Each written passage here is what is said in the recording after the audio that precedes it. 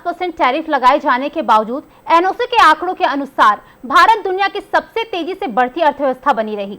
वित्त वर्ष की पहली तिमाही में जीडीपी 7.8% दर्ज की गई। वहीं झारखंड के वित्त मंत्री राधाकृष्ण किशोर ने कहा कि टैरिफ की अस्थायी दबाव रहेगा, लेकिन भारत में मजबूती से मुकाबला किया है। चैंबर सदस्यों ने भी टैरिफ और जीडीपी के दर को लेकर मिलीजुली प्रतिक्रिया दी है।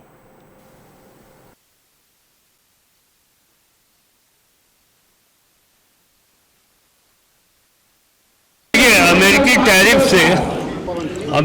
टैरिफ से जाहिर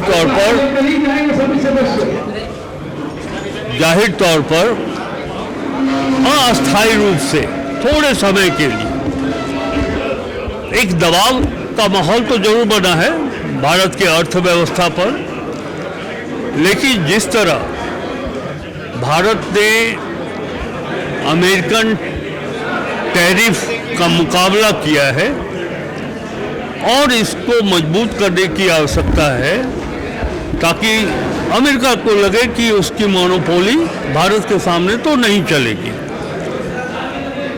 हम एक सुझाव जरूर देना चाहेंगे कि अब अमेरिका को माइनस करके विश्व के दूसरे देशों में हम अपना मार्केटिंग कर सके, ये रिलेशन दूसरे देशों के साथ भारत को बनाने की आवश्यकता है।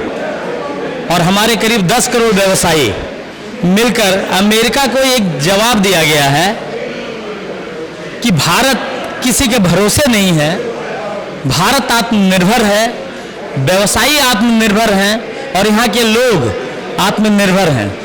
सबसे बड़ी बात यह नहीं है कि हम दबाव में आने वाले नहीं हैं, चाहे वो अमेरिका हो चाहे वो ब्रिटेन हो। भारत कभी भी देखिए, जीडीपी जो का ग्रोथ इस बार का जो रिजल्ट आया है, टैरिफ वार के बावजूद जो स्थिति है वो हमें ऐसा लग रहा है कि हम आगे भी मजबूत रहेंगे। हमारा जो सेल्फ कंजम्पशन कंट्री है उस बेस पे हम बिल्कुल निश्चित तौर पे मजबूत रहेंगे। हमें अटल दृढ़ रहना है। हम व्यापारी उद्योगपति सब रेडी है। कुछ समस्याएं हमने सरकार से मांग की है कि एक राहत पैकेज, जैसे हमारे स्टेट में भी कपड़ा इंडस्ट्रीज है, फायर क्ले ब्रिक्स जो होते हैं, कुछ जो हमारे यहाँ भी एक्सपोर्ट होते हैं।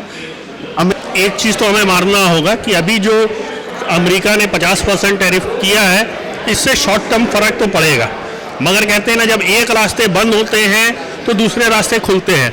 तो आज जैसे पुतिन जी दिसंबर में इंडिया आना शुरू करेंगे और इंडिया आने वाले हैं, तो हमारा कहीं ना कहीं बिजनेस ग्रोथ, बिजनेस रशिया से और बढ़ेगा।